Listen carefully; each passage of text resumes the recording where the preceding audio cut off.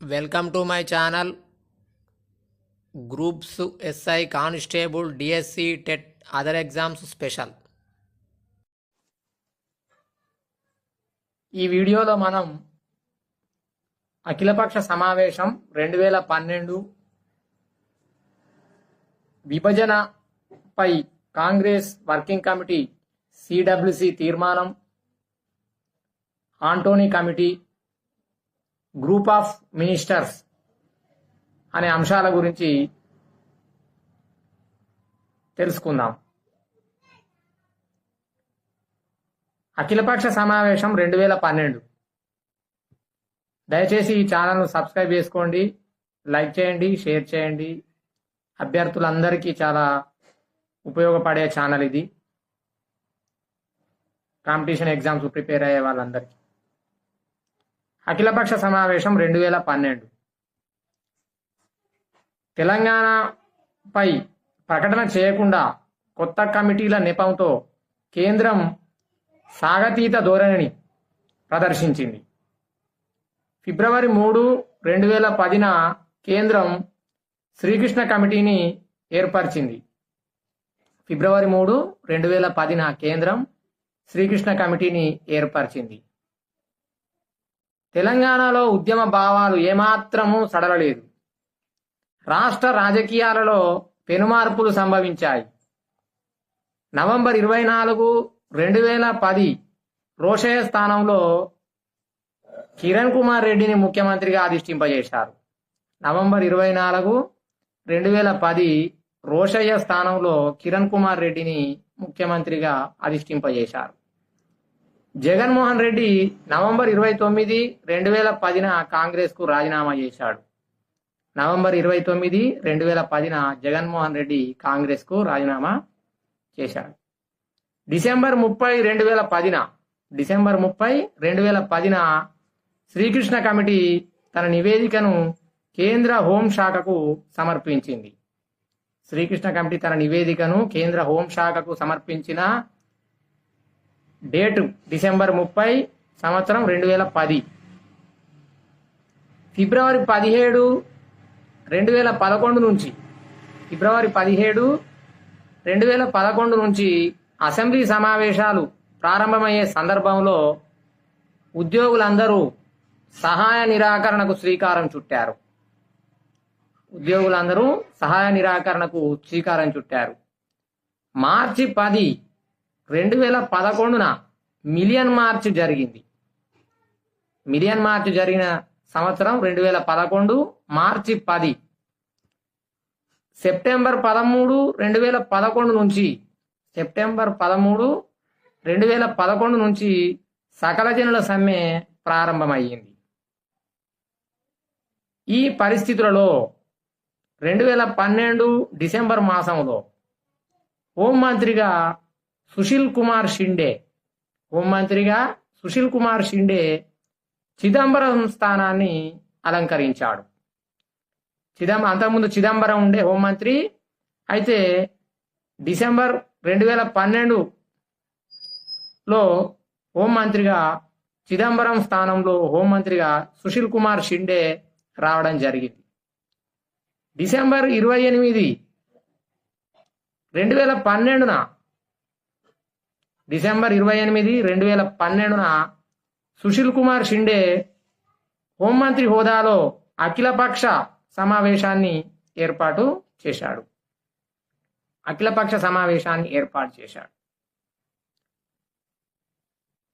ఈ సందర్భంలో కాంగ్రెస్ పార్టీ ఆంధ్రప్రదేశ్ రాష్ట్ర వ్యవహారాల ఇన్ఛార్జి గులాం నబీ ఆజాద్ కొత్త హోంమంత్రి అవగాహన కోసమే ఈ అఖిలపక్ష సమావేశం ఏర్పాటు చేస్తున్నామని పేర్కొనడం గమనార్హం.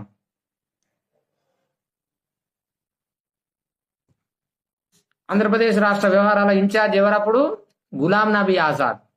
అతడు ఏమన్నాడు? కొత్త హోంమంత్రి అవగాహన కోసమే ఈ సమావేశం ఏర్పాటు చేస్తున్నామని చెప్పేసి తెలియజేశాడు.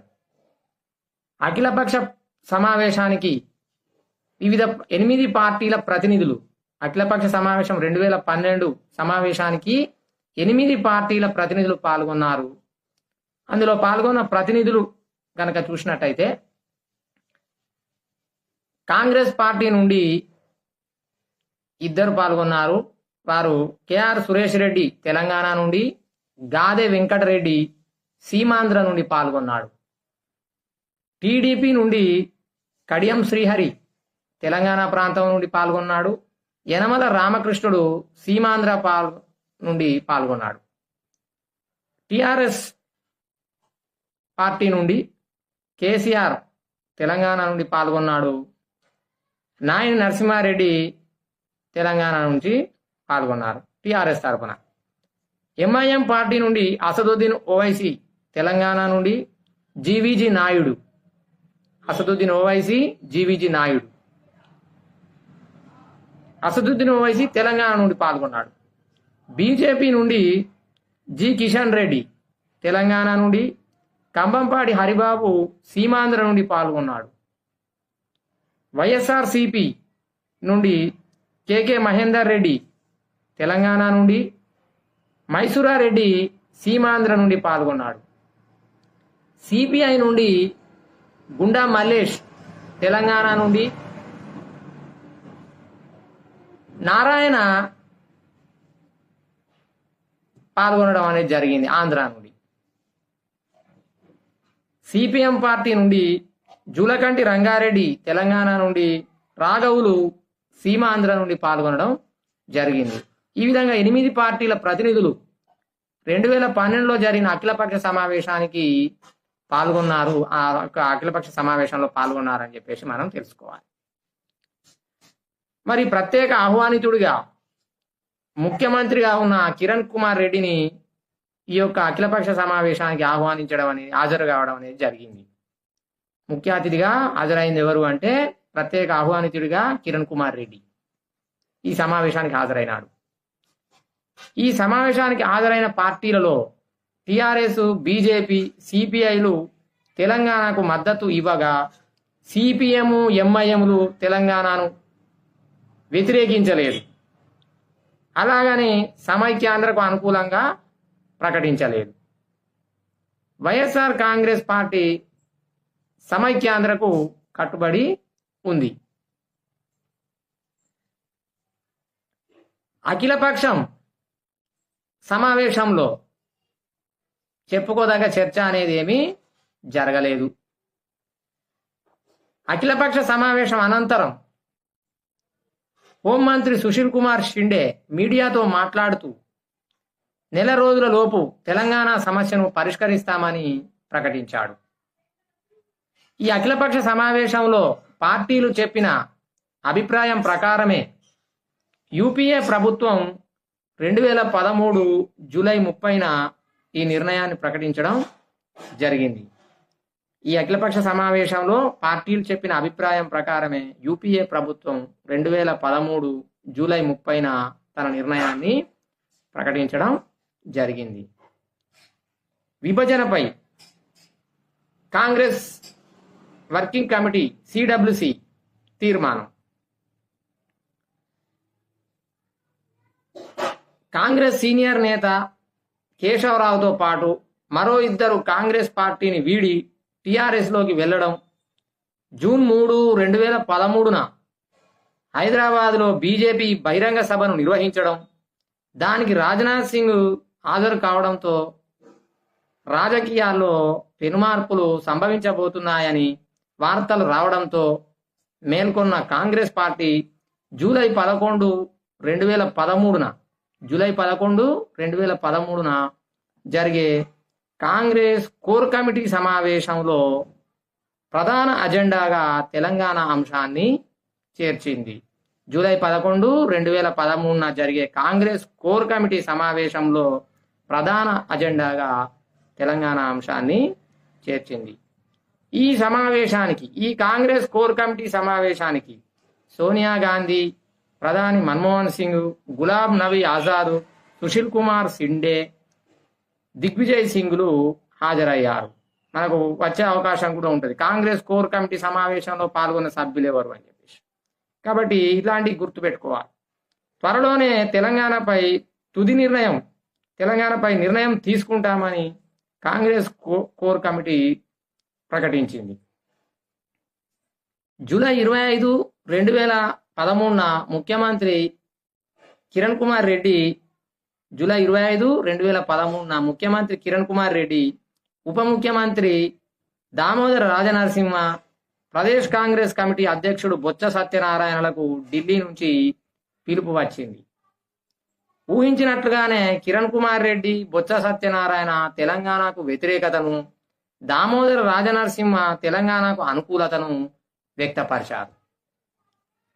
జూలై 30, 2013 సమావేశమైన Congress working committee CWC July 30, 2013 సమావేశమైన కాంగ్రెస్ వర్కింగ్ కమిటీ తెలంగాణ రాష్ట్ర ఏర్పాటుపై తీర్మానాన్ని ఏకగ్రీవంగా ఆమోదించి హైదరాబాదుతో కూడిన 10 జిల్లాల తెలంగాణను ఇవ్వనున్నట్లు ప్రకటించింది. హైదరాబాద్తో కూడిన 10 జిల్లాలతో కూడిన తెలంగాణను ఇవ్వనున్నట్లుగా ప్రకటించింది అని చెప్పేసి మనం గుర్తుపెట్టుకోవాలి. తెలంగాణ రాష్ట్ర ఏర్పాటుకు రాజ్యాంగబద్ధమైన చర్యలు తీసుకోబోతున్నామని వాళ్ళు తీసుకోమని కోరుతున్నామని చెప్పేసి చెప్పారు.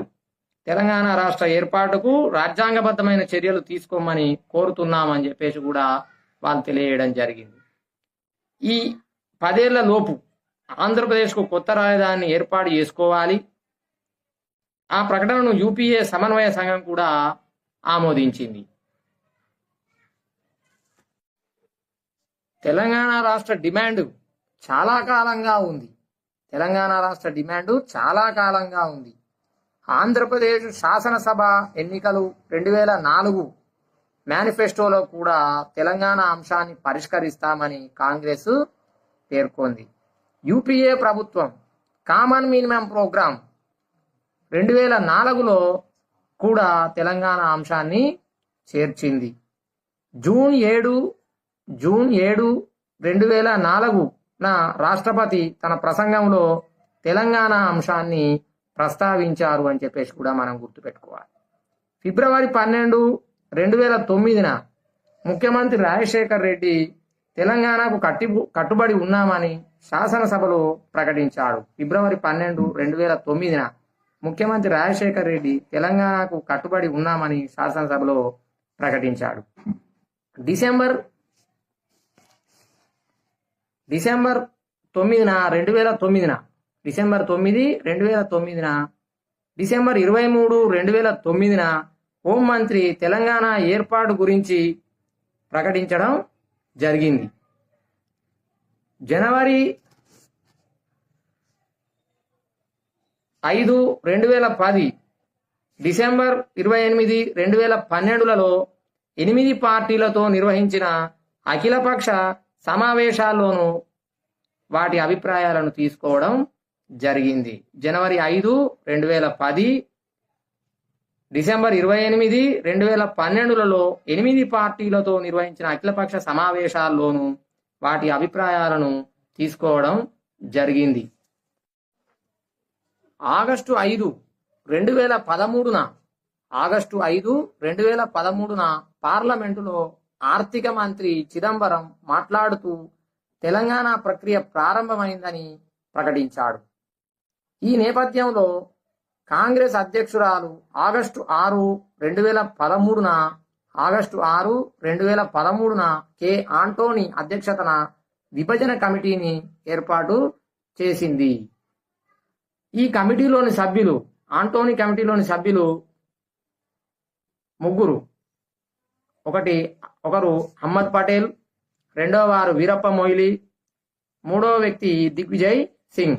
అహ్మద్ పటేల్, వీరప్ప మొయిలీ, దిగ్విజయ్ సింగ్. బాగా గుర్తుపెట్టుకోవాలి. ఆంటోనీ కమిటీలోని సభ్యులు ఎవరు అని చెప్పేసి అడిగే అవకాశం ఉంది. అహ్మద్ పటేల్, వీరప్ప మొయిలీ, దిగ్విజయ్ సింగ్. ఆంధ్రప్రదేశ్ పిసిసి అధ్యక్షుడైన బొత్స సత్యనారాయణ ఈ విభజన కమిటీతో రాష్ట్ర కాంగ్రెస్ నాయకుల చర్యలకు సంధానకర్తగా వ్యవహరించాడు.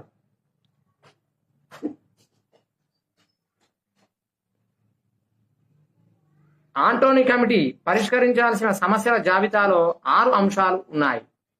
అవి హైదరాబాద్ ఉమ్మడి రాజధాని ప్రాంతం, జలాలు ఖనిజ సంపద పంపిణీ, ఆంధ్రప్రదేశ్ కేడర్ అధికారుల నాన్ గెజిటెడ్ ఉద్యోగుల పంపిణీ, ఆదాయ ఆస్తులు అప్పుల పంపిణీ, మౌలిక వసతుల విభజన, వైద్య సౌకర్యాలు, విద్య, రవాణా వ్యవస్థ, ఇవన్నీ మౌలిక వసతులు. హైదరాబాద్లో నివాసం ఉంటున్న సీమాంధ్రుల జీవనోపాధి, భూములు, ఆస్తులు, పెట్టుబడులకు భద్రత. ఆంటోనీ కమిటీ రాజధాని ప్రాంతం కోసం 3 పరిధులను పరిగణలోకి తీసుకుంది. అవి హైదరాబాద్ రెవెన్యూ జిల్లా, గ్రేటర్ హైదరాబాద్ మున్సిపల్ కార్పొరేషన్ 626 చదరపు కిలోమీటర్లతో, హైదరాబాద్ మెట్రోపాలిటన్ డెవలప్మెంట్ అథారిటీ 7073 చదరపు కిలోమీటర్లు.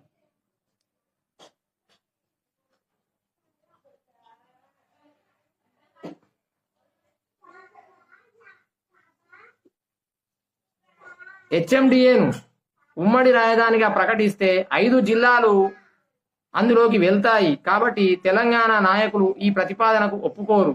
కాబట్టి ఉమ్మడి రాజధానిగా జిహెచ్ఎంసిని ఆంటోనీ కమిటీ సిఫారసు చేసింది.